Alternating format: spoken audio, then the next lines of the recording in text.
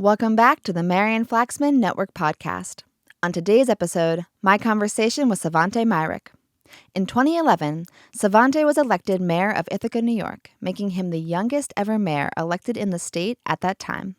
He served for more than 10 years before stepping down to assume his current role as president for People for the American Way, an organization founded by Norman Lear. In this conversation, we talk about so many things, including the many overlaps between public policy and public health, his childhood and what led him to get involved in public service, what he thinks millennials need to do leading up to the next election, and the many metaphors that exist between microbiology and society. Please enjoy my conversation with Svante Myrick. Svante, welcome to the podcast. Thank you so much for having me, and it's great to see you. Oh my gosh, it's great to see you too. It's been forever, despite the fact that you are now haunting DC and I am haunting Ithaca. So we're kind of doing a back and forth haunting of each other's home turf. No, and haunting is a good way to put it because every time you do come to Ithaca, it feels a little spookier. I'm glad that you're getting that because I bring the spooky vibes with me on purpose, and I'm glad that despite never knowing if I'm there or not. Yeah, it's like everybody in town, just a chill goes down our spine. We don't even know who, oh, it must be. She crossed the county line. They're like, is that kombucha? Are you getting that? They can just sense there's like a sourdough starter nearby. There's like live cultures everywhere and they can just feel it. I'm glad those vibes are getting out. That means that my sourdough starter and kombucha mother are more powerful than ever. And we're soon going to run for president. So I look forward to having your support.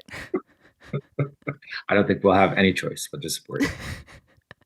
Well, leaving that campaign aside, I do want to start actually a little bit with talking about your entrance into politics because I started my morning today getting excited for our conversation, listening to you speak on other people's platforms. And one of the things that I watched, and I will admit, I cried, was the speech that you gave when you were announcing your resignation as mayor. Because I heard you got a little choked up and it got me. And you said in that speech, this is all I've done for my entire adult life so far is fight for this community. And I thought, wow, that is true and what a statement. So I would love to hear you talk a little bit about why at age 20, as a Cornell student, you decided to not just hang out on the Hill and drink beer and have a good time, but make your way downtown, involve yourself in local politics, and fight for that community. Oh, gosh. Oh, it feels like such a long time ago now. 16 years ago. Though I guess I don't know how to answer that question without going back even further than that, which is that when I first got to Cornell, I found it to be a bit of a lonely place, a very big place. We moved around a lot as a kid. Maybe that's where I should start. We were quite poor, housing insecure, homeless often. And the last 10 years of my life, my grandparents took us in and then helped us get set up with our own apartment in a very small town of Earlville, New York, 800 people. Wow. Yeah, and in a town of 800 people,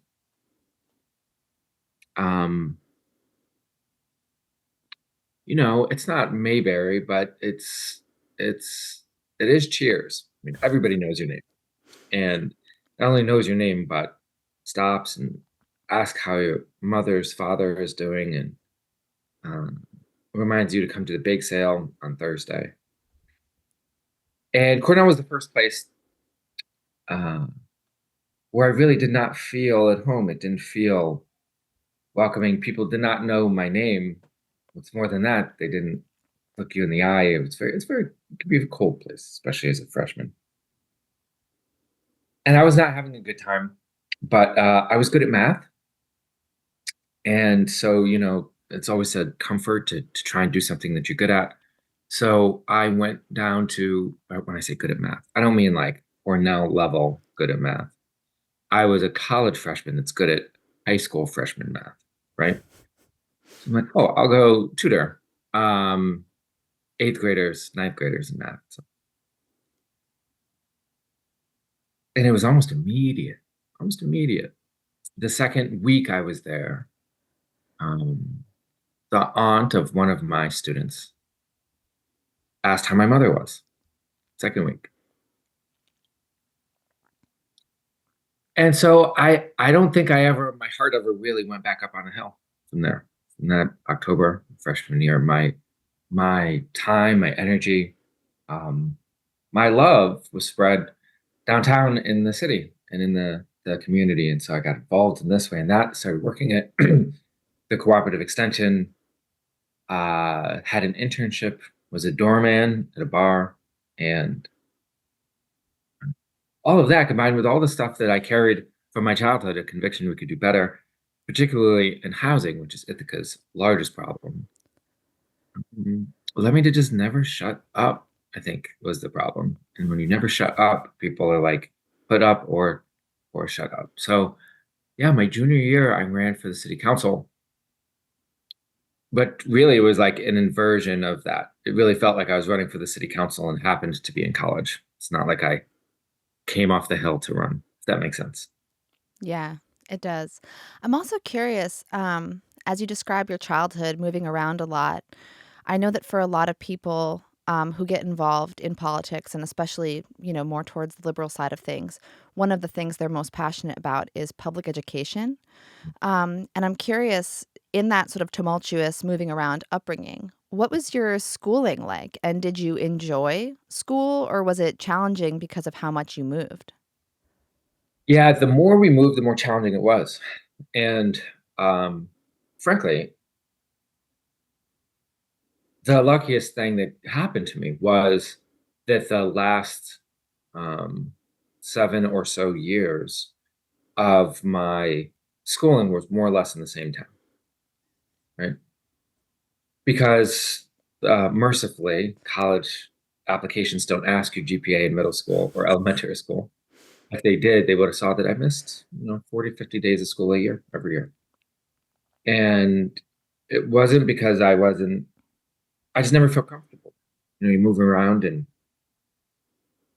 you have a hard time making friends, but also it's so much anxiety around it.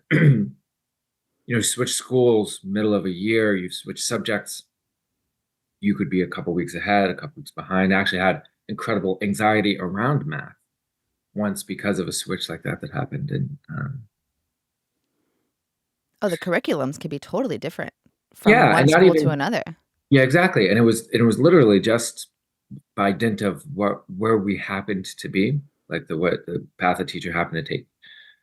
And so I remember fifth grade, I think it was fifth grade. I joined the class to doing long division.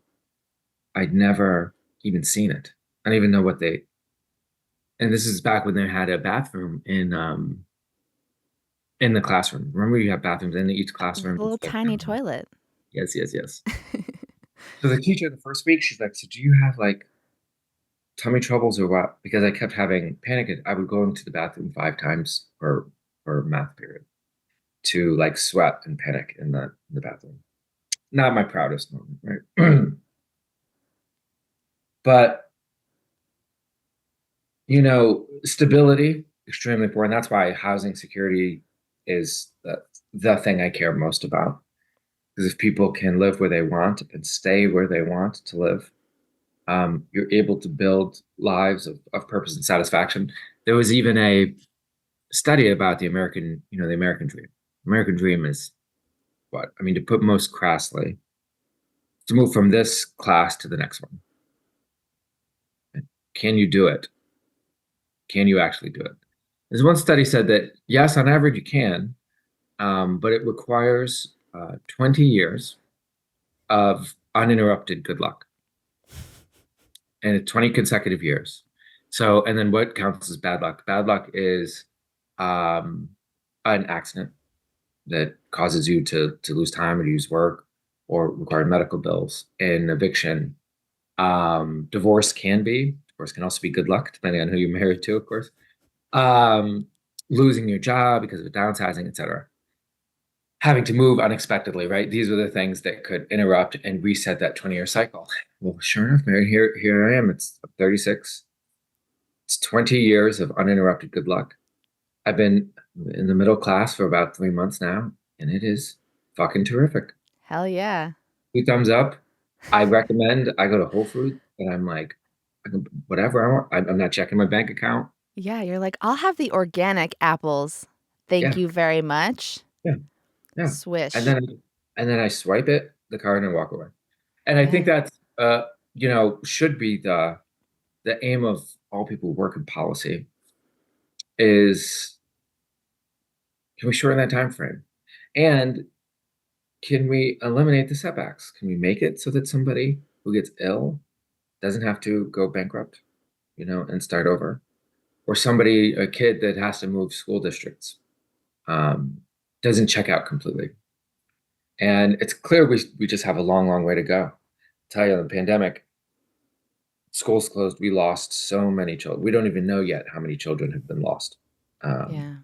How many kids never went back to school and aren't even registered anywhere in the system. Nobody even knows where they are. So it's we got a ways to go. Yeah. And I can say, as a mom who had 3 kids in school during the pandemic, um, especially for my oldest, Mm. she did her freshman year of high school on the internet, Mm. and that is not a good place to learn Algebra 2. Especially not when you're depressed, because this is your freshman year, you've waited for it your whole life, and now you're in your bed in your pajamas. No one cares if your camera's on or not. The teachers all Yeah. feel guilty about what's going on, so they aren't holding you to any standard. They tell you deadlines don't matter, hand it in when you can. No one's learning anything.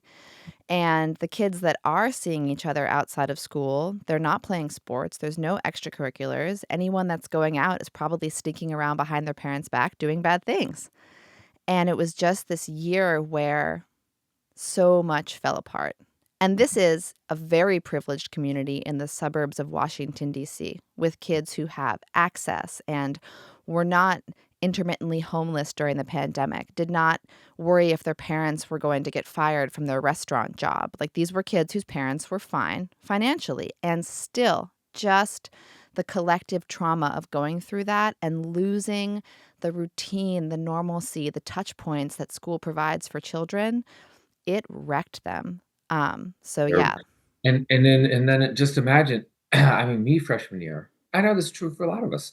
Like we suffered through math because, but we were excited for band, right? Right. Or we came to school for gym and happened to learn some biology along the way. Or you wanted to see your friends at lunch, or you loved biology, but was forced to sit through band and learn something through that too. Right. And removing so much of the social, I mean, look, it happened. That's not the issue. The issue that happened. What can we learn from this? Is, oh my God, how important are public schools? How important that they exist, that they should stay open. Crime increased. Looks like it's going back down now, but crime increased in the wake of the pandemic. And that was the first time in 32 years that crime in America increased, right? We were on a 3-decade streak of crime going down. And it's funny, a lot of people think that crime increased because we defunded police departments. We didn't defund any police departments. In fact, they're the only things we didn't defund. We closed the schools, the after-school programs. We closed the job centers. We closed the playgrounds and the parks. And crime went up. So what should that tell us about what it takes to bring crime down, right? Let's build twice as many public schools as we have. And for me, it's schools, but it's just adults. Yeah. Other adults. Love my mom. Love my grandparents. Was never like a rebellious child. Always got along with them. You can't just have 3 loving adults in your life. Yeah. It's not enough. Yeah. It's not And enough. You need a village. How original is that? How I original is that? that's the first time I've ever heard that. It's something Yes. about taking a village. This is very Yeah. unique. No, write this down. Write this down. I'm going to quote this. This is quotable. To that point, I remember during that freshman year, my daughter's grades were suffering. And I said to her, like, what the heck? Like, I get it. It's a hard time, but you can't just let it all slip away. And she said, I'm used to being able to walk up to my teacher and have a conversation. I don't know how to do that now. Mm, And I think a lot of adults who, even pre-pandemic, there was Zoom. We had Zoom meetings and emails and conference calls. We had some sense of how to keep personal relationships going at a distance. And even for adults, the transition obviously was difficult. But I think for a kid who her only experience of having a job was attending school every day her entire life, to suddenly be navigating, how do I schmooze my AP English teacher over right. email? She had no Right. tools for that. Yeah. So, Yeah. yeah. And even in, yeah, adults, as you say, we always said in City Hall that the pre-meeting and the post-meeting are more important than the meeting. Yes. Everybody's in the room and it's like, oh, hey, by the way, I did see your email. Let me just tell you now because I didn't get a chance to respond. Oh, yes. And actually, yes, let's agree to do that next Thursday. Okay, now let's start the meeting, right? Right. Can't do it on Zoom. Right. And the post-meeting, hey, I know things got heated in there. Do you want to go talk about it? I hope you understood where I was coming from. Also doesn't happen on Zoom. So a lot of our civic interactions have gotten worse and more coarse um, as we went online. Yeah. So there's two things that I want to interject here. Um, and then I No. have more formal questions for you, although we could just chat all day. But the first thing is that this sort of makes me think big picture how, you work in policy and politics. Ooh, you're passionate about housing security. Um, and yet immediately we're talking about the pandemic. And obviously it's a hot topic, but it also really drives home this concept. And one of the reasons that I wanted to speak with you, which is like, you can't separate public health from a functioning democracy. These are things that are completely interdependent, and a functioning public health system relies on a functioning society and democracy and a citizen, populace. And so I think that even though you might not think of yourself as a public health professional, I see you as a public health professional because the work that you do is so important to public health. So that's one thing that I wanted to just drop in there after that little side note. Yeah. And again, I And just I mean, I agree with you. I think on societal as well as personal levels, two problems dwarf all others, and those are money problems and health problems. And you think on a personal level you've got problems as you're going through your day or through your life. Um, and when you encounter either a money or a health problem, boy, does everything else shrink. Oh my God. When you're waiting for those test results, how bad really is the wallpaper in your apartment? Or how annoyed really are your coworkers, you know, antics? Like those those are a problem of a different magnitude. And at the societal level, that's true too. And I do think of particularly democracies, not just government, but democracies as a form of government, mm, um, should should function as a healthy screening. You're going to be able to nail this metaphor better than I can. But like, what would be the system of the body that clears toxins from the the people? liver or the lymphatic system, maybe? Okay, sure, yes, thank you. Um, exactly, because there shouldn't be. And this is what's so frustrating because this is democracy is the only system we figured out so far of government that should encourage optimism, not cynicism. When I right now I spend a lot of time registering voters and convincing them to vote, and folks will say, "Ah, well, politics are corrupt.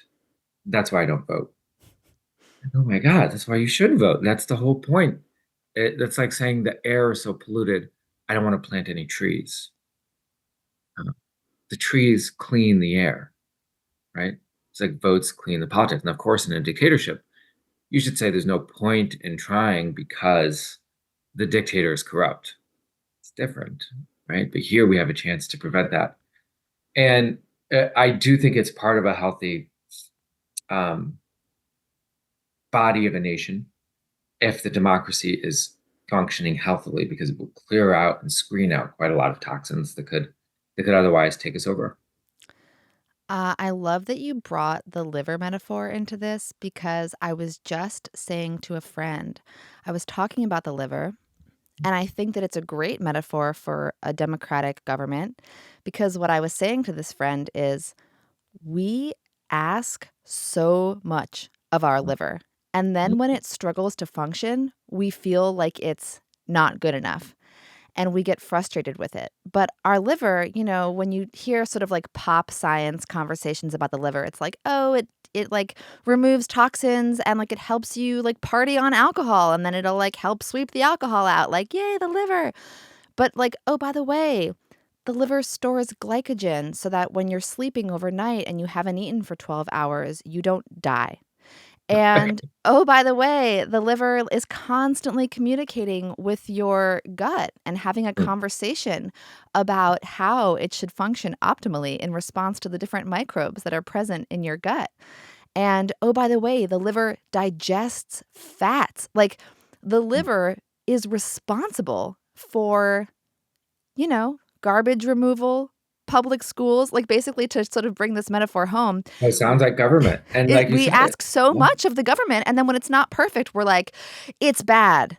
And Yeah. it's like, whoa, maybe we're putting a lot on it and it needs us to like, do some Need some help. maintenance work. Drink some water. Well, Exactly, exactly. Take a so week off from drinking. yeah. And I know that the vast majority of what government does sounds like just like the liver. I mean, I just learned four things I had no idea. Um, are invisible, which is Exactly. an issue. There's some things that are hyper visible. Your What gets taken out of your paycheck in taxes. You can see that, right? Um, and then there are benefits that are visible, and then there are benefits that are invisible, right? You're a married couple in a high income bracket. You get pretty big tax breaks, but nobody sends that check to your house with a stamp on it that says, "This is for being married and for owning a house. This is your $34,000 that we are giving you for doing that." But if you're poor and you need $200 in food assistance, they will make sure that this is $200 coming from the government. And not only do we want you to know that, we want the clerk in the store to know it. We want the people standing behind you in line to know it. So we label certain things, but most things not only are unlabeled but unthinkable. Sometimes to force myself back into a place of gratitude, I will try actually and think consciously of every system that's keeping me alive and healthy and thriving. And it's exhausting. By 9 a.m., you're done. You can't even think of it anymore. You wake up, you say, I slept through the night because I had no fear that this building was going to collapse around me because it had been inspected, it had been built to code. Um, I had no fear that a fire was going to claim my life in the night because there's a fire department, that a raving band of pillagers was good because the police department was just going to come into my house and take me and my stuff. And then I woke up. Okay, now what? I turned on the faucet to brush my teeth and water came out. Can you imagine? That 99% of humans who've ever lived have never had that experience. And it was Never. clean. The clean water that I could drink, splash it all over my body Oh my willy-nilly. God. Yeah. And without concern for either the cost, because the government subsidizes water to an alarming degree. If you knew the price you're getting out of the pump for water based on what it actually took to get the water to you, these miles and miles of underground networks. And then I flushed the toilet, and anything I didn't want to in my house was whisked away as if by magic. Right, and Magic. we're at like 6:35 a.m. by now, and experienced several miracles brought to us by a vast conspiracy of generally well-meaning people trying to build a government structure that allows us to live lives of purpose and satisfaction. As before you get on the road, cross a sidewalk, street lights, that the other cars on the road are not going to spontaneously combust around you because they too have been inspected. Although you're in California, so the house collapsing on you and the cars Actually, exploding is more right. likely than ever. Those That's are actually, self-driving cars. that's actually true. That's actually true. But even that, just that the other people in the cars probably took a course and had to get a license, and that when I stop at Starbucks, that the general hygiene is inspected by a health department, so I'm not going to become deathly ill. These are all things that in a libertarian world, um, our our days would be much nastier, much longer, much harder, with more suffering, more fear and suspicion, and a lot less productive. I mean, by the time you left the house for the day, you I'm not sure you might ever leave the house for the day. And so finding a way to communicate that to people who get so they'll see one thing their government did that they did not like, and they go, see, it's why taxes are a waste. Right.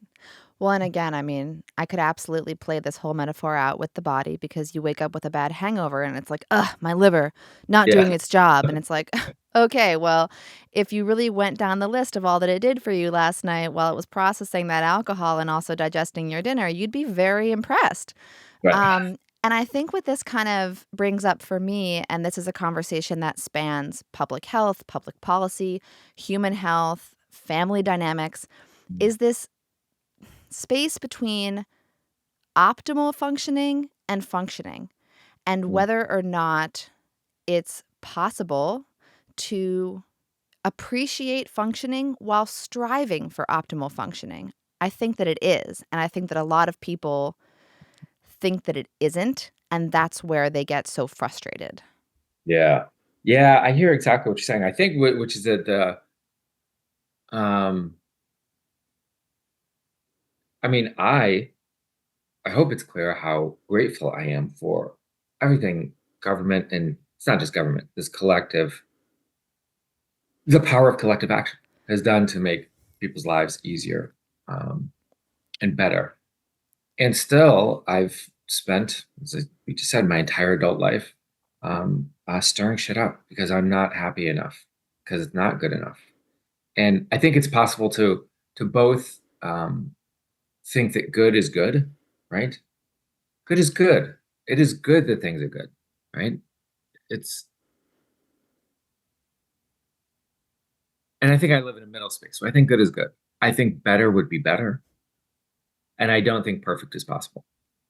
Yeah. So I don't get discouraged when things aren't perfect because I'm like, I don't think it ever will be. So I'm not bummed out by that. But I also do think we could do better. I think it's one of those, what's that math problem where you cut a line in half and in half and in half again, cut it in half again, and half again. You'll never actually reach the end of the line. We'll just keep getting closer. That's fine by me. Let's keep cutting it in half, you know? Yeah. If if we can make housing a little bit more affordable next year, let's do that. Make transit easier next year, let's do that. Bring down healthcare costs next year, let's do that. And if we can't next year with one vote fix everything, well, then fuck it. Why did we bother? Politics is stupid. I don't like the guy running for president. I'm not going to get involved. That's, I think, a danger. That's the dangerous attitude. If Right. people want to fix it in one swing, it's like, they want to take one pill for their liver, or um, hope that their next fad is going to be the thing that solves everything. No, I Right. just think just try and do better. Yeah. And I think that that is, I mean, first of all, I think that the human body Mm. is not built for perfect. It's not built for steady state. We are I mean, animals designed and for dynamism. yes, And so is society. It has to be. You can't actually design a society to function perfectly in a steady state because steady states don't exist in nature for longer than a couple of seconds, maybe yeah, minutes. And so if you think to yourself, my goal with my health is to reach a place where I am perfectly healthy 24 hours a day, where all my blood work always looks great yeah, and my heart rate is steady, well, then you would never exercise. right, You would never go on a first date. yeah. You would never do public speaking. Anything that made you feel excited, thrilled, nervous, alive, any scenario where you push yourself, you would never do it because You that can't would try a new not, recipe. You Can't couldn't try try. things. You couldn't massage kale. No, let's not get into this. I feel some way about massaging kale. The I love this about the dynamism. If you've never road work is if you've tried to maintain a system of roads in say Ithaca, New York, you will have learned this really well. Because your ideal is like the road should be smooth. That's their ideal state. They should be smooth. And so we're going to repave them. Well, problem number one, the act of repaving makes them impassable.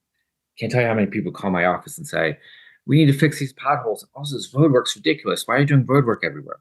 I'm like, bro, you need to pick a lane. You need to pick a side here because you can't complain about both. I will accept the complaints about the road work or the potholes. No. And so, okay, step one. And then, boy, I would get so excited. We'd pave a street and I would just stand there. Beautiful, beautiful. It's as nature intended. And then it would rain and freeze. Yes. 6 months later, I actually remember literally calling the director of engineering. And I was like, hey, Green Street, we just paved it. There's a crack, it's a tiny seam running down the left side. And he's like, yeah, yeah. That's Wait till you called see job the pavement." security, my friend. I'm like, well, We what? left that seam. Yeah. No, he goes, what are we gonna do about it? He goes, today, nothing. But 10 years from now, we'll rebuild it again because it's gonna get worse next year and worse the year after that. And while it's getting worse, we'll be in other neighborhoods in the city, repaving other streets that are in year 9 or 10, sometimes 14 or 15 of their replacement cycle. And I mean, that's a really good lesson because of course you want things to be perfect, but the best we can hope for are efficient cycles, right? Of dynamism. I love how you put that. Yeah, I think one of the things that as you know, I returned to school as an adult after working in the food industry and in sales and business for more than 10 years and taking my experience in those fields and in management and then diving into public health and then Entrepreneurship. immunology and nutrition, I've been able to see a lot of metaphors that exist between biology, especially microbiology, and Mm, functioning societies and policy systems. mm, And I just think that if we expect a steady state, we're wrong. And we mm, have to look for ways to increase our tolerance for a wide variety of dynamics. And that mm, goes for society. It's all about, and this is true, you can do a weightlifting metaphor. What's going to make you stronger? If you're a weightlifter and you plateau, how do you get stronger? Get more flexible. Because the mm, more you can build that flexibility into your lifting, the more space you open up to build more strength, more dynamic within your nervous system, more capacity to lift. That is true in the human body, in our immune system, and it's true in our societies. If we look at society and we say, my goal is to have a society of all rich people who are all healthy all the time. Well, you could probably have like one really creepy town called Stepford, and eventually there's going to be murders, like yeah. it's just going to go wrong.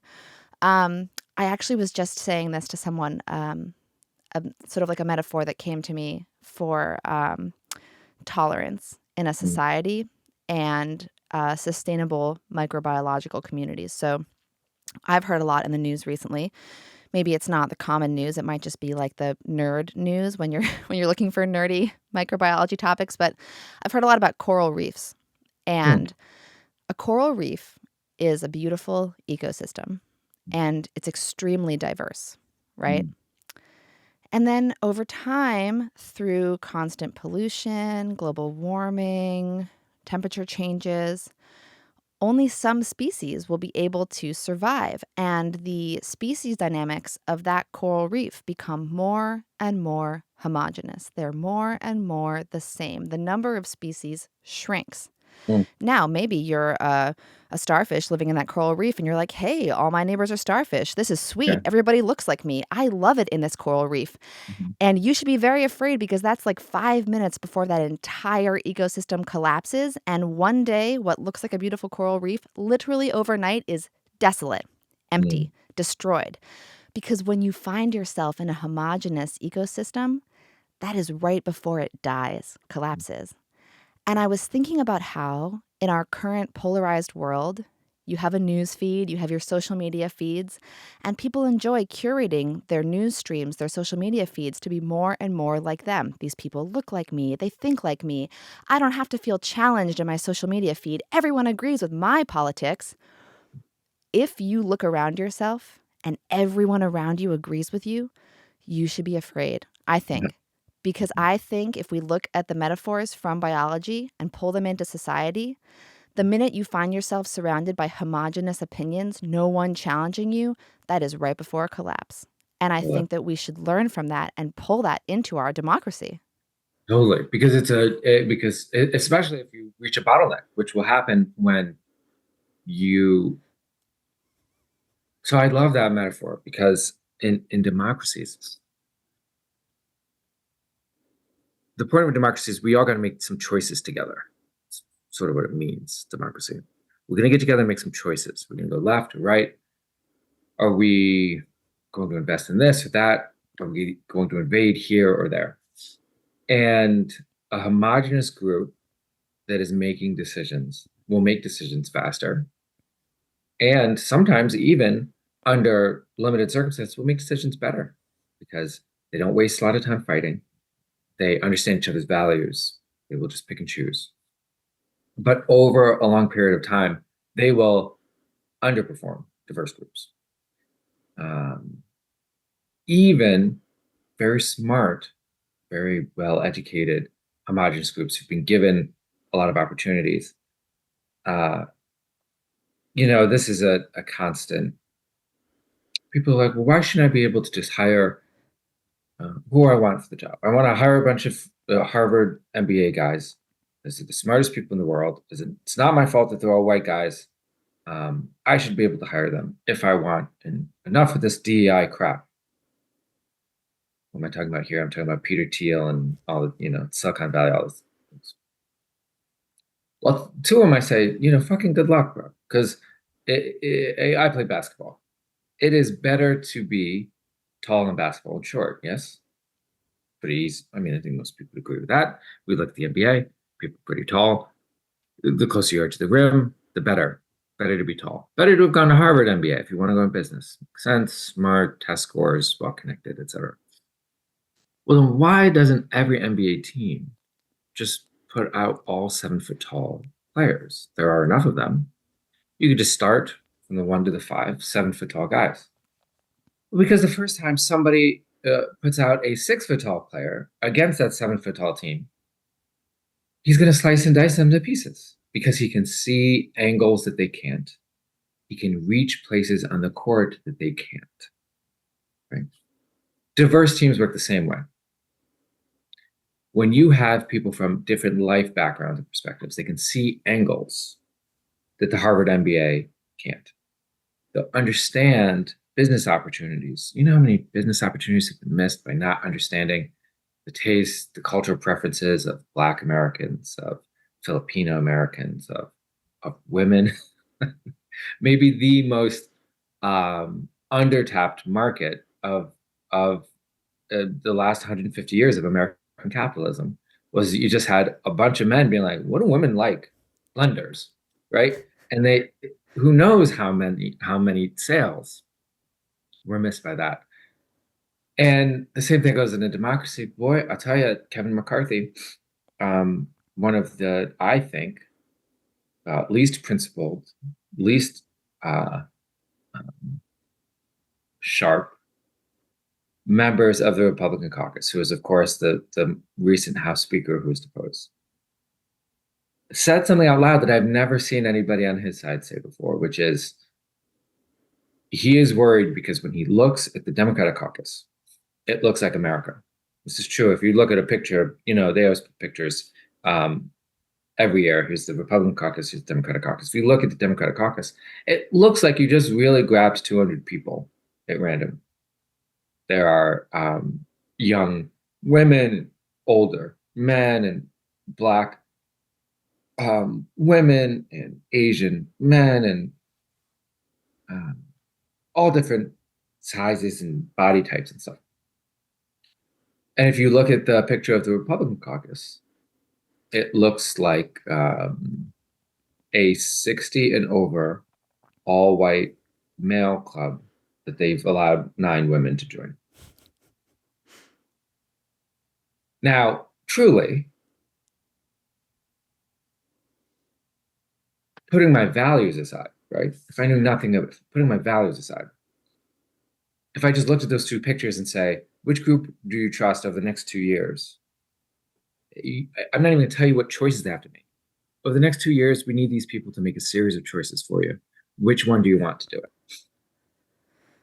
I have great affection for white men over 60. Some of my closest friends, my mentor just passed, my grandfather, great affection for white men over 60. It's not that I don't trust white men over 60. It's just I'd be like, oh my God, they're all going to see it, the basketball court from the same angle these guys are. Well, there'll be a whole bunch of diverse viewpoints on this side. Those diverse viewpoints are going to lead us to some better outcomes, I think. Let's stick with that kind of diversity. But of course, to get there means unpacking a lot of the prejudices people carry around women, around people of color, around frankly anybody who doesn't look like them. And so this is still the unresolved civil war of the United States is still around these issues. Because it's certainly not about performance anymore. I can tell you that ship has sailed. I mean, there's just no doubt about it that progressive administrations achieve more for the American people. But diverse administrations make people uncomfortable, make a certain set of people uncomfortable. So you still got to figure it out. Speaking as a woman, I do love blenders, so they nailed it on that. But many other things they got wrong, like the tampon commercials where they're all playing sports. Yeah. It's like, no, that's not what we want. Can we just have a day off? I don't know. What is this? This is clearly men who are like, you should be hot every day of the month. We're like, okay. Yeah, you don't want to go for a swim? And what about the gala? What about the gala at the end of the night? Put on your bikini and get out there. Don't laze about. Women, See, dynamism. We need more tolerance for dynamic existence. Life is change. That is the only thing that we can see, that we can learn from nature, is change is the only constant. I feel like I just want to get back to your point, if I could, just to say, though, that I think I understand people trying to optimize. That's all. That's the reason I get up and go to work, too. We should try to optimize, but we should not be discouraged. We should not expect perfection, because then that is where you get discouraged and you opt out completely. I'm sure that happens in the personal healthy level too, right? Somebody's been drinking too much. They try and cut back. It doesn't work. So they go, I'm going to stop trying. It doesn't work. I'm just going to the same thing can happen in government. And I think it's let's just put it in very real terms for right now. I know people are dissatisfied. There are people who are disappointed in Joe Biden, right? So they think, well, that's it. I'm never going to vote for him or for anybody else. My God, can you imagine? It's like saying my liver didn't work well last night, so I woke up hungover this morning. I think I'll have it removed. Especially when he asks what the issues are. Why don't you like Joe Biden? Because he's too old. Donald Trump is 3 years younger and 20 years crazier. Like, what are on foreign policy? He's not doing enough to protect civilians as compared to Donald James Trump. Like, so, and I think that is the fault, of course. I think there are things that Biden should be doing better. That's the first thing. I don't want to victim blame, right? But the second problem really comes when people thinking, if it's not perfect, then I'm not interested. Right. If I can't optimize, then I won't bother. Yeah. And that comes from a failure of expectations, which, as you said, will not always be perfect. There is going to be cycles. What we can try and do is we can, of course, try and make our health better. We can lower the rate of recovery. We can eat better food. We can do all of those things. But we should try without being discouraged by a failure to reach perfection. Yeah. That just really quick, and then I want to hear, you hinted about your older white mentor, so I want to hear a bit about that friend. But um, I just want to share that on this topic of, not letting perfect be the enemy of good, which applies to both personal health and society. I think every single podcast episode that I recorded, from the first one to maybe the seventh one of my kids would get sick and or not sleep the night before. It just it was like a curse. And it was like the universe challenging me. Like, "Oh, are you going to cancel because you didn't sleep last night? Is that what you're going to do? Like, you have this person scheduled, you have everything set up, you're going to cancel because you're not going to feel your best?" And no, I wasn't going to cancel. I was going to show up, and I had to kind of prove to myself that even though I was run down, hadn't slept, I was going to still show up. Same thing as a mom of 3 going back to college. I had finals that I came into having not slept because I was holding a coughing child all night. What am I going to fail it? No. I'm going to keep my 4.0. God damn it. Like, that's what I came here to do.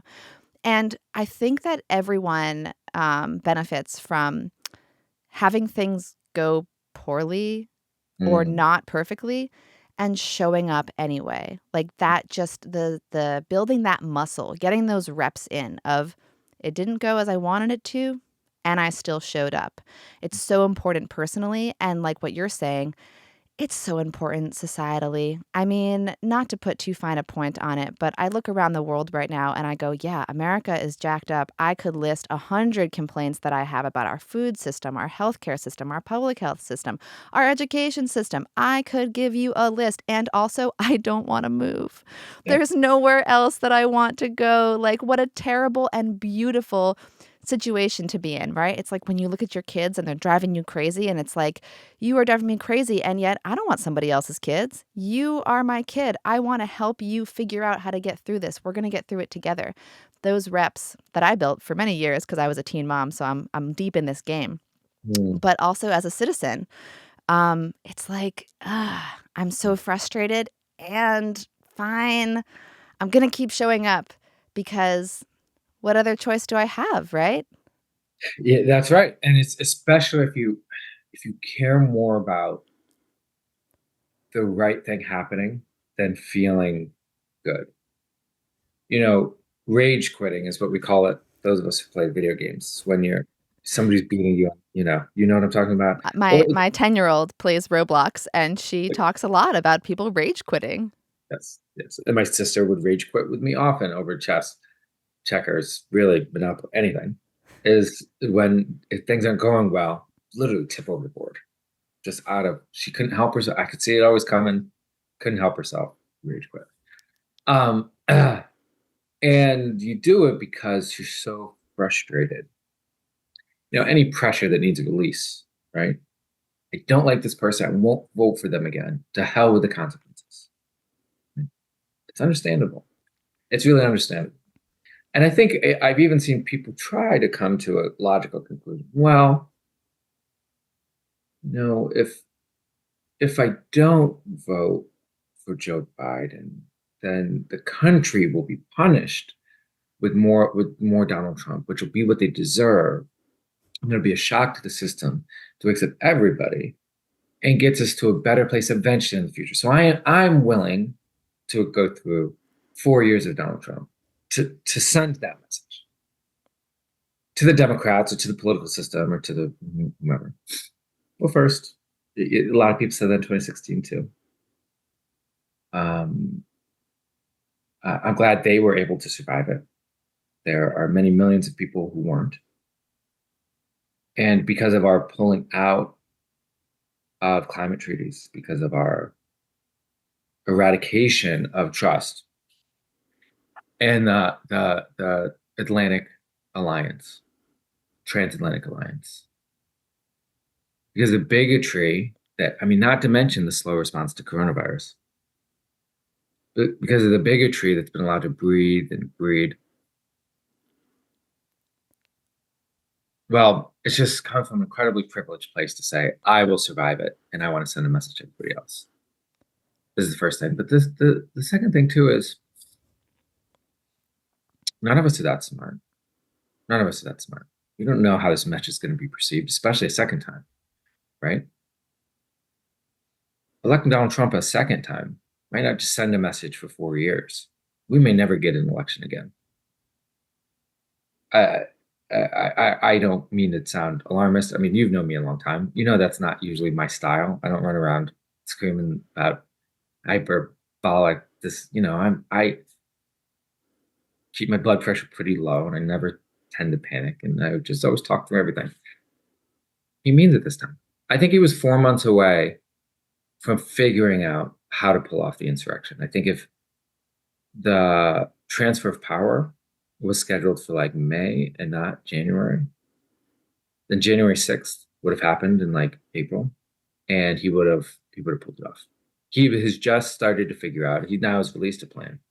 He just started to figure out how to avoid any supervision from the United States Senate at all. We're getting too deep into politics here. I know this is not the point of the podcast, but if we thought it was bad last time, this guy has already stated his intention to just have acting secretaries of everything, which means the Senate does not have to approve anyone, which means he could make his cousin the Secretary of Defense. He could make his bodyguard the Attorney General, and he can run this like a banana republic. And when the next election comes up, he'll just say, I'm getting reports from my cousin, the Attorney General, and my bodyguard, the Secretary of Defense, that there's a serious Muslim, globalist, terroristic threat, and it won't be safe to hold the elections next month. We'll let you know when it'll be safe. I like how you almost slipped into a Trump impression there. I could feel it. You were I edging. was, It I was was, close. I was fighting myself back. You dialed it back. I did.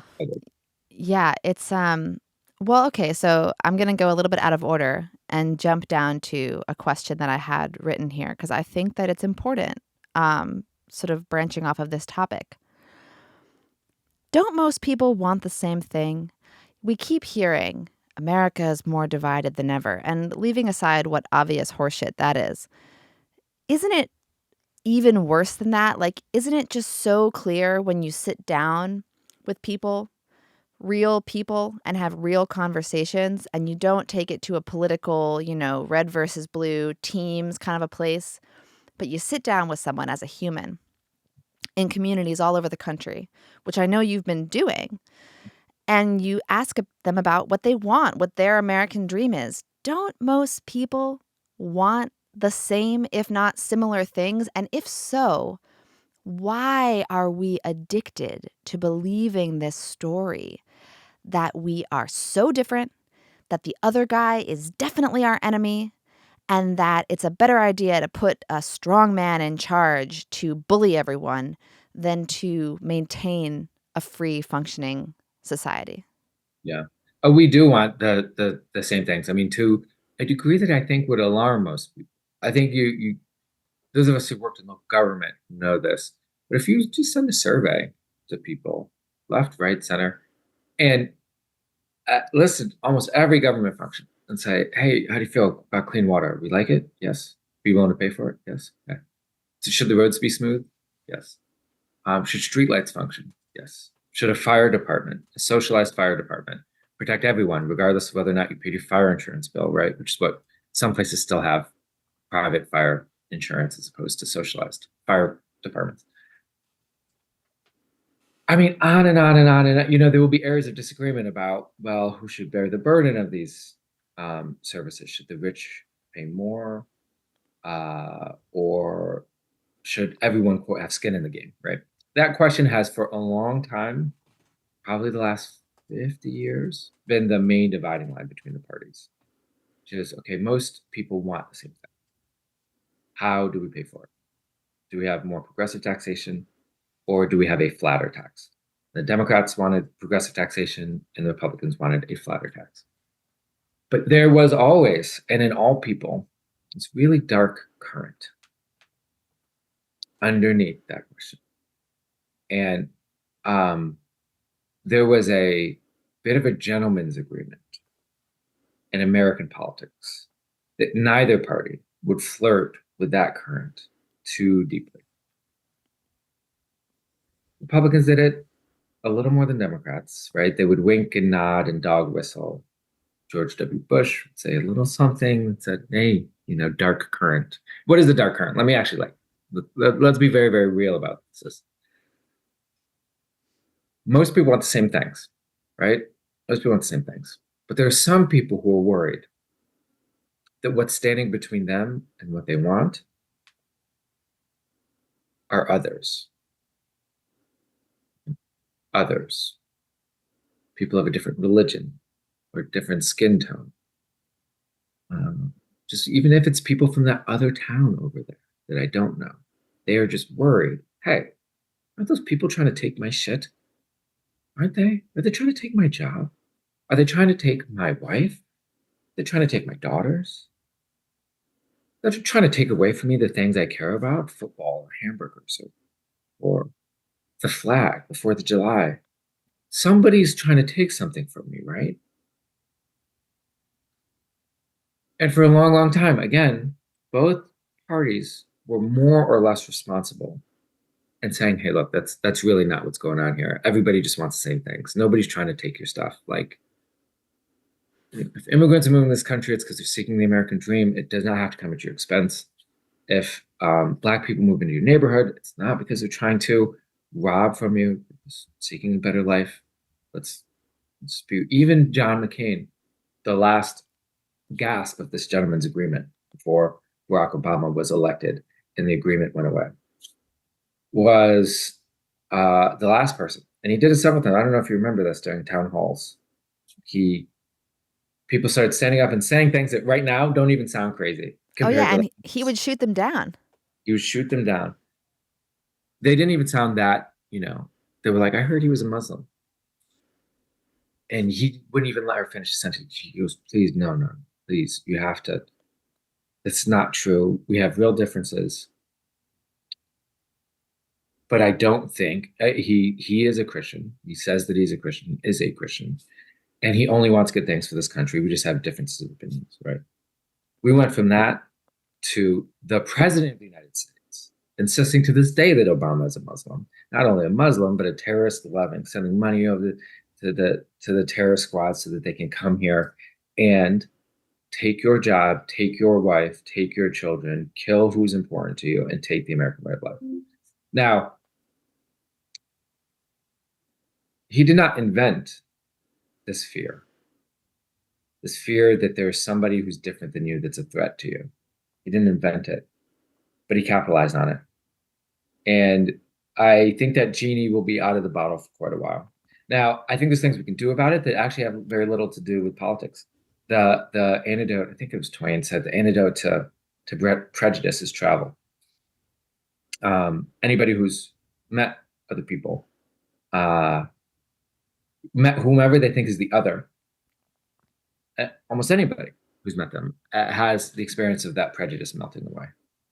If you had an idea about Iranian people and then you date one in college, you go, oh, those other people. If you have an idea about immigrants and then you meet them and go, suspiciously like people, right? And you can start to expand your version of people.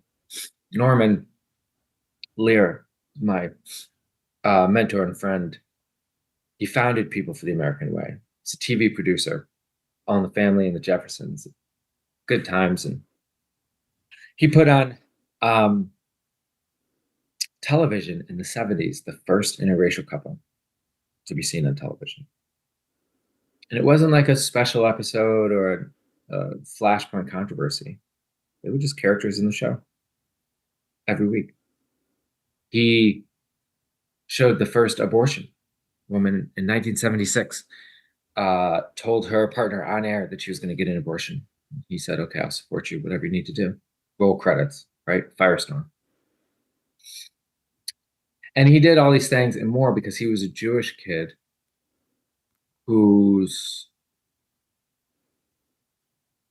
father went to prison when he was 9, who went to fight in World War II, 52 bomber missions over Nazi Germany.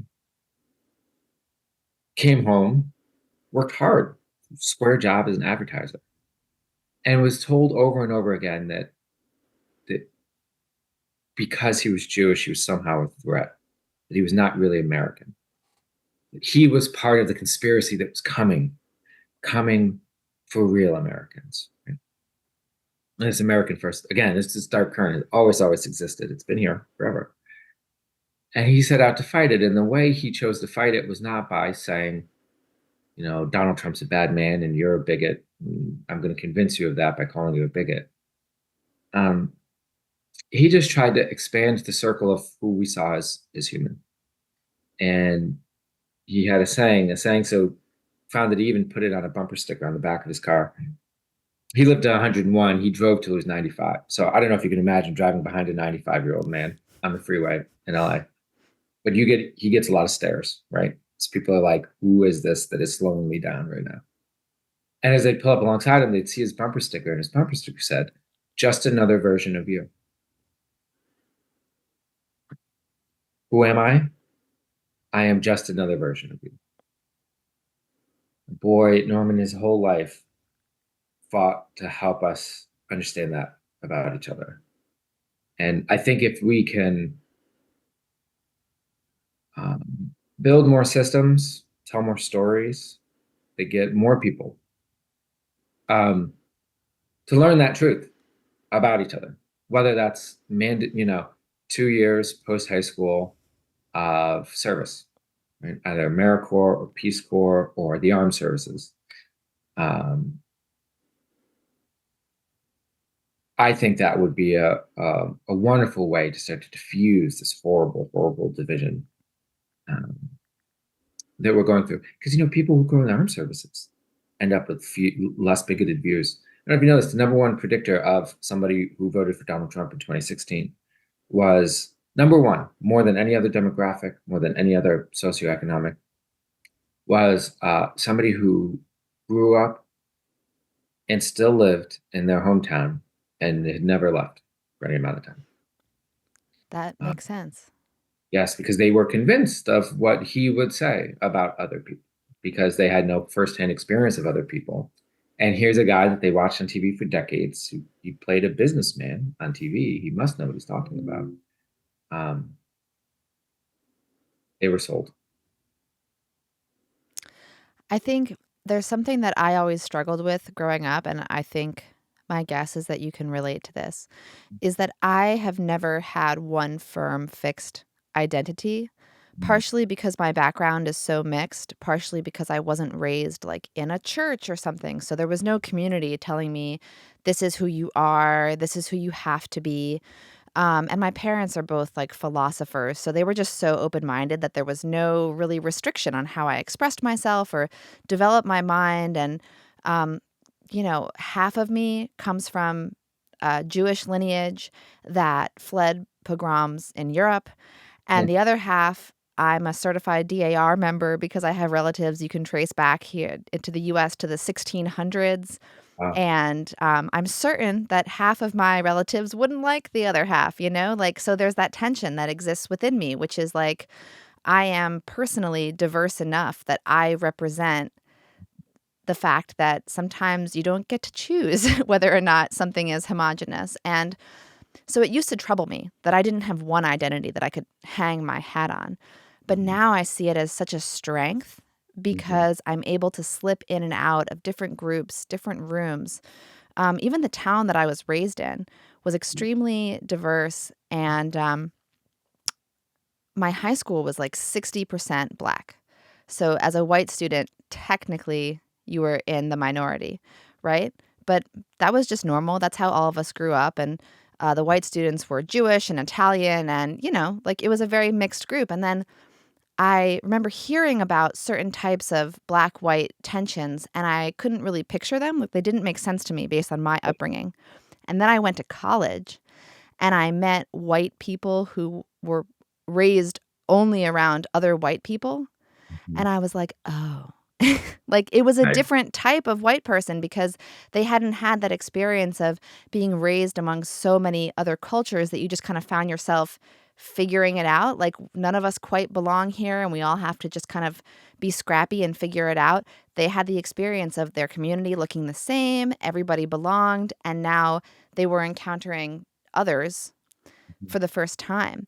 And so that experience really molded me. And then also my experience of being a teen mom where, you're 18, 19 years old, a baby is crying, you're gonna Mm, show up, right? Like, I didn't have the opportunity to just, like, sleep in and go to brunch, like, I had to show up, and so that muscle memory of showing up despite not feeling my best is there for me. And I'm mm, thinking about for you, obviously, you have a mixed background of multiple identities, but also as a kid being moved around, not yeah. being in control of your circumstances, you didn't have the choice to not show up. I mean, maybe hide in the bathroom having a panic attack a few times, but you weren't just gonna not go to school. You weren't going to tell your mom, that's it, you moved me one too many times. I am done being a kid. I am leaving. You had to figure out how to let it be imperfect but still show up. So I don't know. I would love to hear what your thoughts are on having like a mixed identity and how bringing that into policy is maybe a strength. I think for sure. And I think there's many, many millions of Americans who've had similar experiences, not the same, of course, but similar, right? Or like you have lived with certain identities. And you said, realizing that maybe your ancestors wouldn't like each other. I would say maybe because they didn't know each other, right? Because they lived many thousands of miles away from each other and only heard of each other through stories or from the pulpit saying these people are enemy or whatever. But they might have liked each other. In fact, at least two of your ancestors like each other quite a lot. It's true. And hence here you are. Um, and I think that there's so many people who have had this experience and act accordingly. We say, hey, prejudice was really hard in my family of when we were Irish immigrants, and uh, I don't even remember that, but I remember the stories that my grandparents told me, and for those reasons, I don't think people should go through that. I think we were humans then. I think people coming to this country are humans now, and so we should have a human and humane policy. And I think there are even more people who would think like that if they had a better understanding of even their own identity.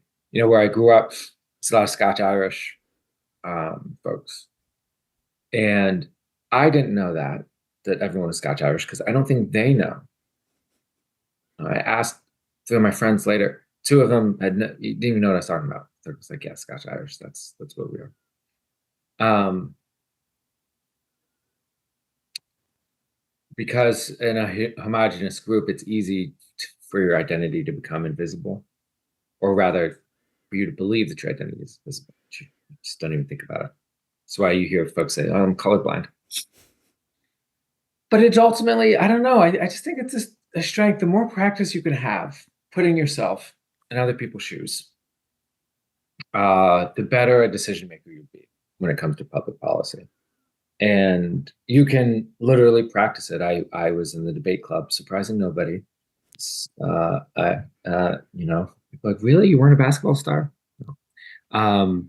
And the debate club is really, really good practice because I don't know if folks know how those sorts of debates work, but there will be one issue and they pick an issue for the whole year.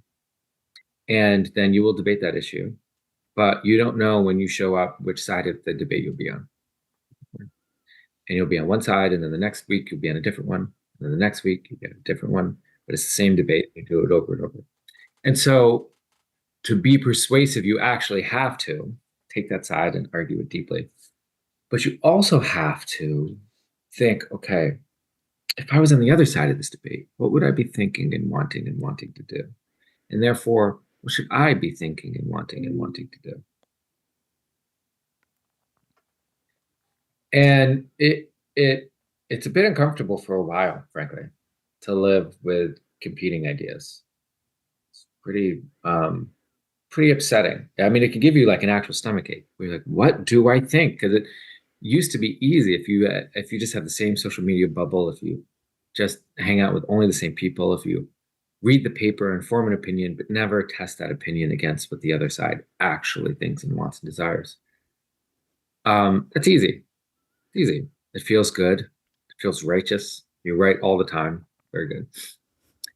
But when you force yourself to take the other side and you find yourself finding some convincing reasons to go, oh my God, were the people that I thought were just bad and evil and wrong this whole time? Did they have legitimate concerns? That can't be right. Because if that's right, then I was wrong about them.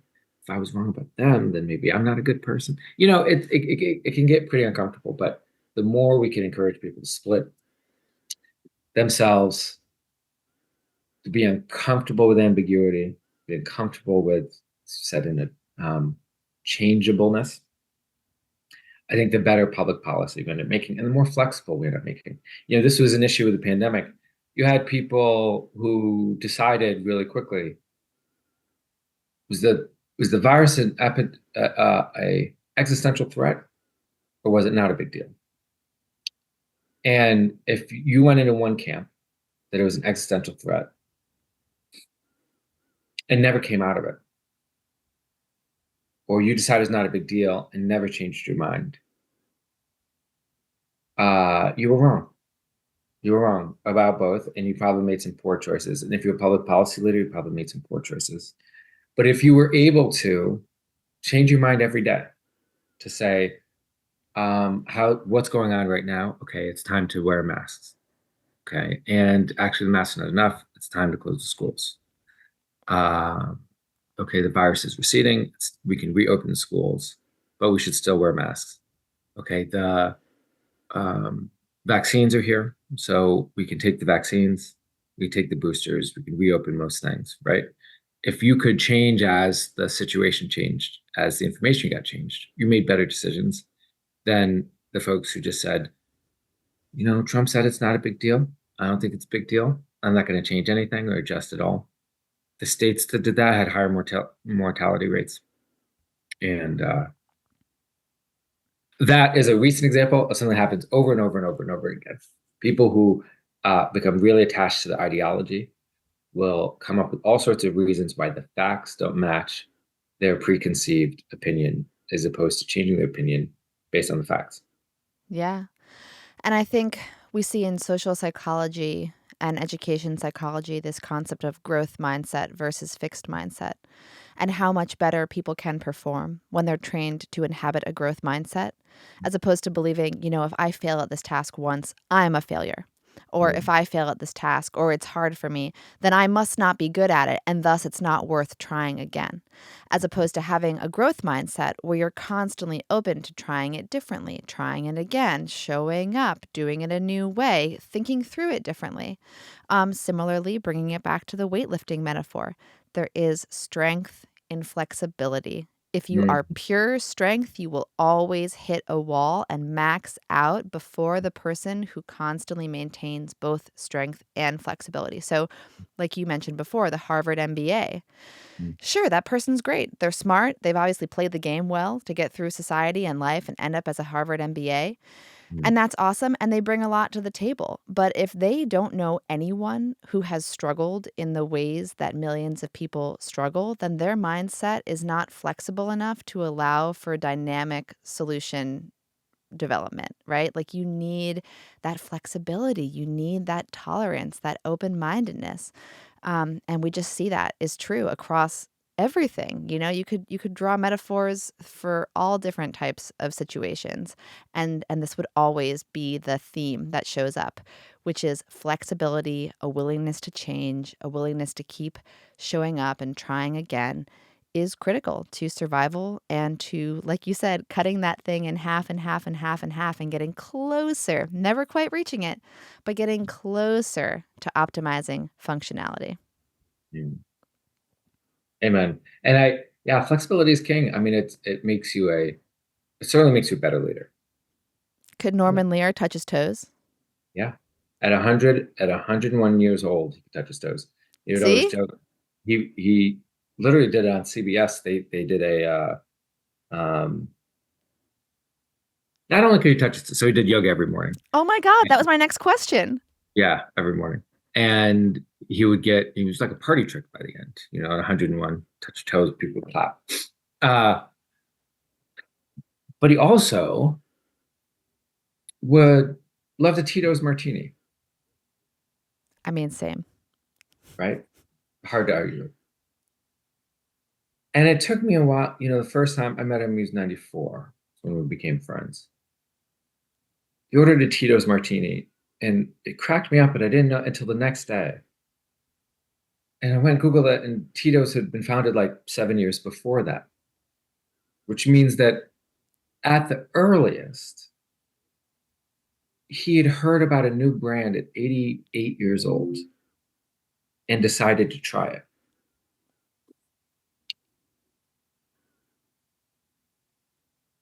Do you know what I mean? I know guys who they only drink Bud Light now because they started drinking it at 18 or 21. Sorry, officer. Started drinking at 18 and they're like, I'm a Bud Light guy. That's what I that's my drink of choice. What does it take to be 101 and still trying something new? So saying, yeah, I've enjoyed this for a while. What's next? You know? I don't know, but I'm pretty sure that's attitude is part of why he not only lived such a long time, but also had such a remarkable life. I absolutely agree. And I think it's just so funny because this flexibility metaphor, but sometimes it's not a metaphor. Sometimes you live to be 101 because you're mentally flexible, you're Mm. open to change, and you do yoga every day. So you stay supple. His arteries were like, we're willing to bend and flex, and we're not going to snap. We're not going to cause you any trouble. It's all good. So I'm loving Norman Lear and his legacy as a metaphor for all of us to embrace about how to keep showing up despite setbacks, keep pushing the envelope, not settling, not showing up to say, oh, it's fine and fine is good enough for me.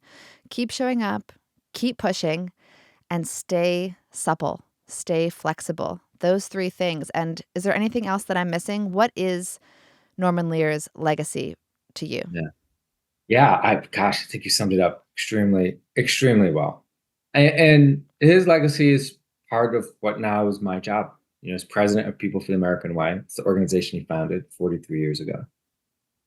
He wanted to make sure that our country was never overrun by fascist nationalists. The antithesis of flexibility, suppleness, openness is fascism or rigidity and a dictation of what is the social totem pole and where does everyone belong in it. We don't believe in that. We believe in an open America, and we want to fight for it. And I think he's famous for always saying his two favorite words in the English language are over and next. If something was over, let's see what's next. And he said it served him well when his shows were canceled. It served him well when his shows were hits.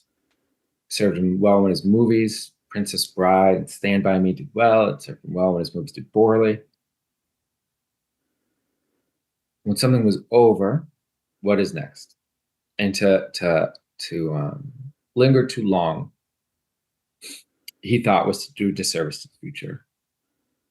So I know that he would want, it's tough because he would want, and he said so. He wanted us to, when he was gone, to ask ourselves what's next and to not linger too much. But we're going to linger for a little bit and celebrate the man anyway, because he's not here to stop us from doing it. So, and if you want, you can check out our website. We've got tributes to him, and of course, you can sign a letter to the family. He's also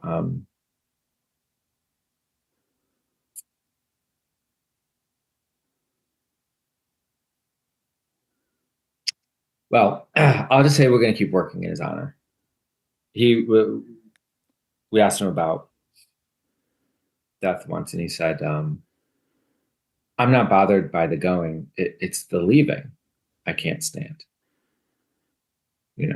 That the going, there's something, there's happiness out there. Whatever's beyond this is fine. You just all these people, this whole world, there's so much that's lovely here that it's hard to think about leaving it. And so I'm comforted by that too, that wherever he's going to, he doesn't mind. And I know we'll just miss him. Miss it. Yeah.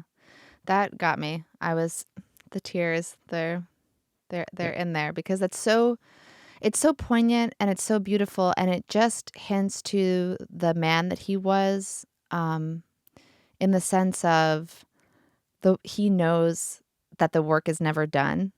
And Mm. so it's like, yeah, I don't mind going, but like I feel bad leaving you guys to clean up, you know? Like I'm happy to go home at the end of the night. Like I like my bed, but I feel guilty leaving you to wash all the dishes after this great party. And the work is never done. And that really, again, points to why it's so important for every new generation to find their why Mm. and show up. So that kind of brings me to one of my last questions. And I'm very proud of us because we sort of accidentally got to everything on my list without, Did it? Did it? we did it. No good. But my kind of closing question for you is, you and I are both millennials, Mhm.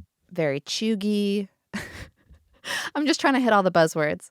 Yeah. Um, and I think that millennials have a reputation, also, I think probably fairly earned, for Mm. being a little bit self centered, not that altruistic, and not that involved politically Mm. or, even in their more like local communities, right? And I think part of that, I think you hinted on this earlier when you were talking about um, how the wallpaper won't bother you as much when that medical diagnosis comes in. And this also ties into like the sort of Trump political narrative of if you keep people afraid, then they are so focused on that thing they're afraid of that there's no time to think about, like loving your neighbor. I think that millennials have been stressed and sort of fighting to get by and to figure out how to pay off their student loans and why did they get that degree in English and like what are we all doing here anyway and like people don't belong to communities the way they used to and they don't go to church the way they used to and they don't have families as young as they used to. And so I think our generation has been struggling to find our place. But Yeah. now people are dissatisfied and we're Right. hearing our generation say, like you mentioned, I don't want that old guy representing me. Mm. And suddenly that tingle of, "Oh, but if he's not representing me, then who has to? Oh, it's me. It's me and my peers and my generation. Like, this is our moment. The torch is being handed. Like, the Norman Lears are leaving us, and it's our time." Mm. So you have obviously been involved. You've been doing this since you were 20 years old, and maybe, like, the seed was planted as in your childhood. But for the average millennial who's been maybe a little apathetic, kind of enjoyed the Obama years maybe, and then just kind of like is bummed that those drifted away and isn't quite sure how to show up and is like, fuck it, like it's too messy. I'm just gonna abandon it. What do you say? Like, is this our moment? And how do we show up? Like, you chose this moment. You stepped down from your job as mayor. You were the youngest ever mayor in the state of New York at the time that you were elected. You did that job. You were the longest running mayor of Ithaca, New York. And it's not like you weren't reelected. You could have been dictator of Ithaca, and you Yeah. stepped down. You chose this moment. You said, America needs me. Democracy needs me. Norman Lear calls. So clearly you saw that there was something about this time that you had to rise to a new role, a new occasion. What do you think other people of our generation and younger and Mhm. older, but people who have felt confident that society was fine, it's functioning, I'll focus on my thing. Yeah. What is it time for? What do people need to do now? Yeah. Yeah. Well, I appreciate you mentioning that my last reelection, I did win 77% of the vote, which is not quite Putin levels, but it's close. I had to jail so few of my opponents too, which is um, And the, you fed them well in prison. yeah. I mean, sure, that's what their reports were forced to say. But the I mean, in seriousness, I think you're right. Our generation, it broke, the brokest generation. Um, and so there's a mix of cynicism, right? And it was all through things that not of our making, right? I mean, we graduated into the worst recession since the Great Depression, which was a setback that we'll never recover from. And then what's supposed to be the beginning of our earning powers and potential is we're having kids. The pandemic happens, and during that pandemic, we are being led by a president that we overwhelmingly voted against, but our parents' generation put in power, right? And that builds a lot of resentment and a lot of cynicism. And I can understand all of it. I understand all of it. I feel all of that sometimes too myself. But sometimes there's an emergency, you know? Sometimes there's an emergency. The car's crashed into a ditch. You could tell yourself, I didn't want to buy this car in the first place. I didn't want to go on this road trip. And lay in the backseat of the car saying, see, and this is why I didn't want to go on this road trip. Who manufactured this car, right?